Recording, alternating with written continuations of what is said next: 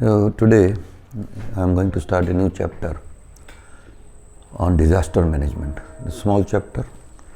We will do it in two sessions. I will go directly to the definition of disaster. Disaster is damage. Damage includes death or injury to human, animals, property or environment. There are four things. Plus there is one more. It may be man-made, it may be natural, it may be deliberate, it may be accidental. Plus one more aspect is important in definition, and that is that the local community is not able to tackle that situation. This means the injury, the level of injury, the level of deaths, the level of damage is so much that the local community cannot manage it. So we need outside help. So that is a definition of disaster. One difference we must appreciate, the difference between hazard and disaster. Hazard is an earthquake. Earthquake is an hazard. Flood is an hazard. But if it causes the damage, one of these four damage or more than one of these four damages, then it becomes a disaster. This means a earthquake in a jungle area or in a mountain area where nobody lives, there is no animal deaths, there is no damage to property, there is no damage to environment, then it is not a disaster. To disaster to occur, it has to cause these damages. So that is the difference between hazard and disasters. Disaster types basically are two, which is man-made and natural. I have added one more, that is, it can be a combination of the two. It can be a natural disaster like earthquake, which destroys a nuclear reactor and causes a radiation hazard. So it is a combination of two. Natural 5 types are there. I will just make it because NEET and next sometimes ask questions. The types are geophysical. Geophysical, remember, understand this thing. In geophysical, the earth will move first. So tsunami, the seabed, the earth moves first. Tsunami is an earthquake in a sea. So it is a geophysical. Earthquake is geophysical. Hydrological, the water moves first. So flood is and even mudslides and road slides are also hydrological because it is the water which moves first and then it moves the mud. Meteorological, the air moves first, cyclones, hurricanes, and then they may cause damage. They may further cause damage by, say, making the sea waves go high. But basically the air moves first. Climatics are high temperatures, cold, heat, very severe cold. And finally our biological, which is COVID is the best example. Natural, I have divided into a slow, rapid or instant, and thirdly is the war. Slow is the climatic damage. The damage we are doing, or we have done to our climatic degradation is a slow disaster. It is a disaster, but it is a slow disaster. While the rapid or immediate disaster or fast disasters are road accidents, train accidents, aircraft accidents. So these are, and war is a separate thing. So we can classify war separately. Impact of disaster I am not going into, but because you know, always think of COVID. What COVID did to us. That is the impact. It causes disease, it causes deaths, it causes disabilities, it caused psychological problems, it caused loss of jobs, economical problems, interfered in education, interfered in businesses, it causes migration of people. So there are various types of this thing. You can make your notes, or these are available in my notes. But always think of COVID. What COVID did to us. That is the impact. Next comes what are the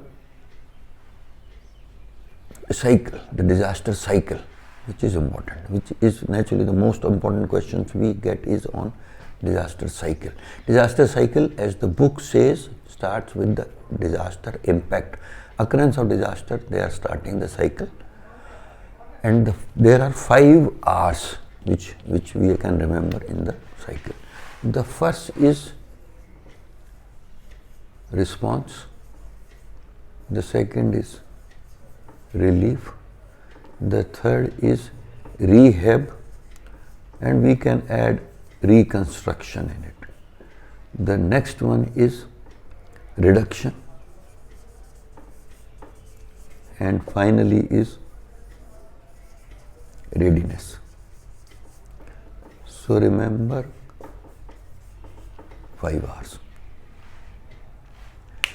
I'll just explain the basic concept because there is nothing much to understand except what I'm trying to tell. Response is immediate, and response period starts with the impact and ends when the outside relief starts coming.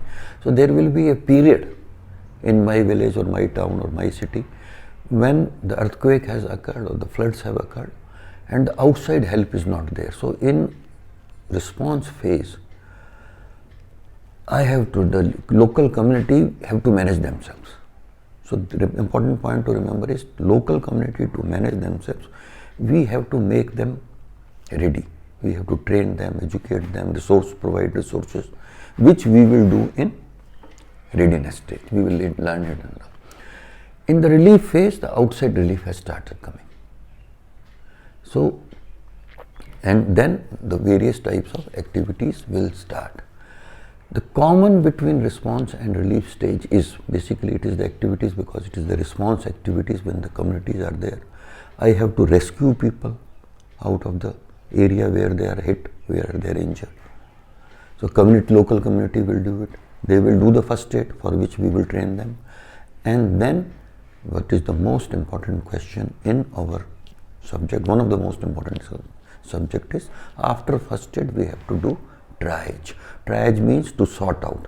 Sorting out. We do sorting out of mass casualties in a disaster situation or mass casualty situation because of one factor, and that is we are short of resources. There are 100 casualties and the resources are less. I have less resources to treat them. There are less number of surgeons. There is limitation of operation theatres. So I have to sort them out. Sort them out, who to treat first. So that is the basic concept of a triage. Triage, 2-3 phases are important. Triage is done because we are lack of resources. In triage, the first come, first serve principle is not followed.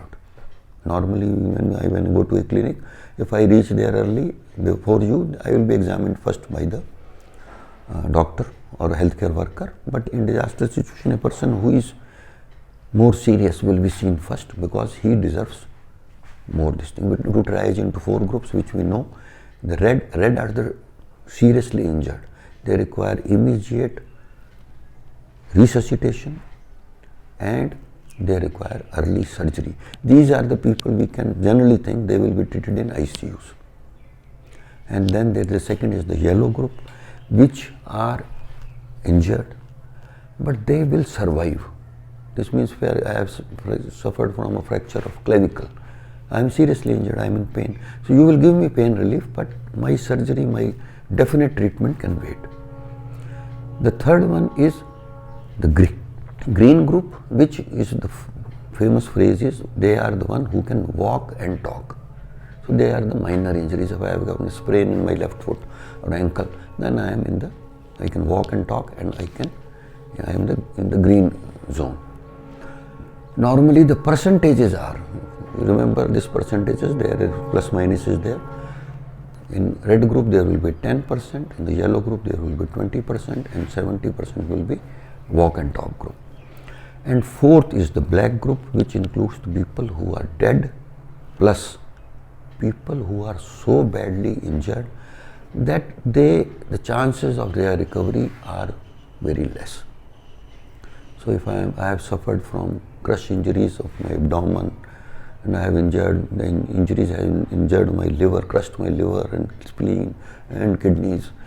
So I am surviving, but my chances are less if I have a crush injury of chest or I have a deep head injury which is of severe nature. So we will put them in the last category. That is the black category. The reason is, in a disaster situation, because we are short of resources, we do not want to waste resources. Now, I will not use the waste, but we do not want to use resources on people on which the returns are not good. Another phrase which is related with this triage is that the triage aims to give maximum benefit to maximum number of people. So I will stop here, and next time we will proceed with rehabilitation and mitigation and disaster preparedness. Thank you.